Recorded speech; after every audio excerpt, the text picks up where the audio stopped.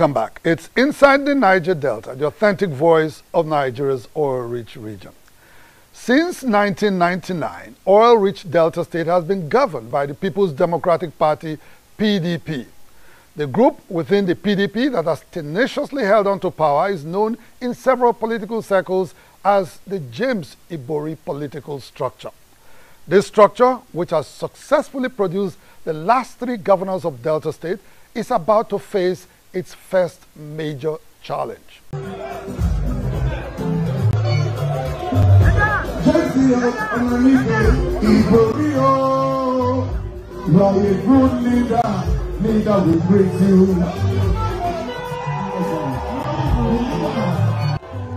Ijos of Delta State singing and dancing recently as they honor Chief James Ibori, who, as governor of Delta State, built the $50 million, 612-meter-long Bomadi Bridge, which enabled the Ijos of Delta State for the first time to easily move within some of their communities by road. Just like the Ijos, other Deltans are quite appreciative of their former governor, Chief James Ibori, who governed Delta State from 1999 to 2007. This is in spite of the fact that Chief Ibori was convicted by a UK court for embezzling and laundering funds allegedly belonging to Delta State. This exceptional display of love and loyalty to James Ibori is born out of the fact that most Deltans believe that his performance as governor of Delta State is yet to be equaled by the 2 governors who have succeeded him. Also, Ibori's investment in people and the fact that he brought a lot of Deltans to prominence and indeed wealth has made him to continue enjoying unparalleled loyalty. His political structure is made up of men and women who can be described as political heavyweights, some of whom Ibori brought into politics and in some cases personally mentored, include the last 2 governors of Delta State, Dr. Emmanuel Uduaghan and Senator Ifeanyi Okowa. Chief Ibori's political structure has survived this long because his first cousin, Dr. Emmanuel Uduaghan, who governed Delta State from 2007 to 2015, never really saw any reason to create a different political structure for himself. Governor Ifeanyi Okowa, who succeeded Dr. Uduaghan, had to also keep the Ibori structure alive, as he had to rely on it from time to time as a lifeline whenever he faced political challenges. However, with 2 years left in his second tenure and desirous of establishing his own political structure that will enable him continue to command some political influence in the state and indeed decide who governs the state after him, Senator Okowa seems to have drawn the battle line. A battle that may put him in direct confrontation with his former boss, James Ibori.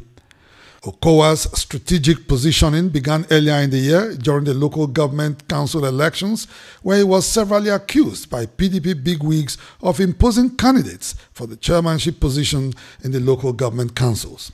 Only last week, in a politically savvy move, Okowa fired his entire cabinet, including his chief of staff and secretary to the state government, both known loyalists of Chief James Ibori. We have 2 years to go. Obviously, there has been a lot of distraction among some members of ESCO. But the fact is, in the last 2 years, we need to be able to be sure that we reduce the level of distraction in governance. Though he claimed it was to avoid distractions, he inadvertently also revealed that there was division in his cabinet. If we do not take that action, I may have an ESCO that stays permanently divided in the next 2 years, and that will not enable me to achieve my vision. So I thought that there was a need to rework the ESCO. This division, according to Comrade Amechi Ogbona, Secretary to Warri Consultative Forum, is about loyalty. All the commissioners have interest, all the special assistants have interest. They still pay their homage to their former boss, which is the former governor of the state, James Ibori. So the pilgrimage house remains in Ogara. And that is total distraction. So I support the governor for that, because they still believe that that man is the kingmaker. But they forget to realize that in the democratic process, it is one man, one vote. For legal practitioner Frank Tietie, the action by Governor Okowa is about stamping his authority as the man in charge in the state. It is clear that Okowa wants to use this opportunity, which he has actually done by the dissolution of the State Executive Council, to send a clear message that he intends to build a new political structure that will be loyal to him. The man doesn't want to lose relevance when he leaves the seat as governor tomorrow. Okowa and Ibori has been on common page. I don't subscribe to that idea that some people are loyal to Ibori and some to Okowa. I think they are flowing together. If Okowa decides to flush out a set of people in the cabinet or to remove the cabinet as it is because he wants to rejig the system. I believe that, and I want to go with his claim that he wants to avoid distraction. Before now, Governor Okowa was known to be a firm believer in the principle of zoning for the governorship seat in the state. However, at a media chat last week in Asaba, the Delta State capital, Okowa became evasive when he was asked about zoning, preferring instead to talk about what is fair. There has been no formal meeting in which a gentleman's agreement was reached. As of today, it's about what is fair, what is equitable. PDP stalwart and professor of political science Sam Oyowaire, who agrees that there was no written agreement on zoning in the state, however said there was a clear-cut understanding. Even if a constitution or a written agreement had not been entered into, if there was one, you would have signed it before anyway. But that is not the case. There's a basic understanding that the governorship of this state should go around senatorially.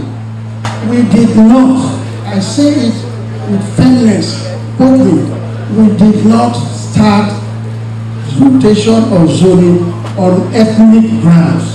According to sources inside Governor Okowa's political circle, his inability to be firm on the issue of zoning the governorship to the Urobos of Delta Central Senatorial District is because Governor Okowa allegedly had a pact with the Ijos of Delta South, who came to his rescue in 2015 when his victory at the PDP primaries was threatened by the Urobos of Delta Central.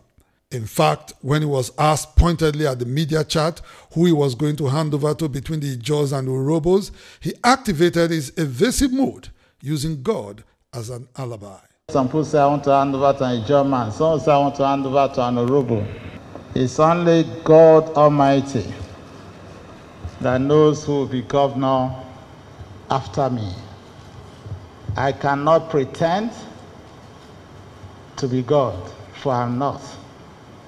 I don't know who God is going to bring. I don't have an intention of playing the role of God. According to the zoning principle, the Urobos of Delta Central are supposed to get the governorship of Delta State on a platter of gold. Any deviation from that position will obviously pit Governor Okowa against Chief Ibori, who vehemently supported Delta South and Delta North with the zoning principle and cannot now be reasonably expected to abandon his own people of Delta Central. As Governor Okowa gets set to reconstitute the State Executive Council, it is very likely that those who will be appointed will have to meet certain criteria. First, they must be completely loyal to Okowa and his vision, and secondly, they must be ready to work for whoever Okowa endorses for governorship of Delta in 2023. As Okowa himself has confirmed, the politics of Delta governorship begins in June 2021, and he will be engaging in the process with a team that is 100% loyal to him. No doubt, interesting times are with Deltans as the race for governorship commences, 2 full years before the end of the Okowa administration. Inside the Niger Delta,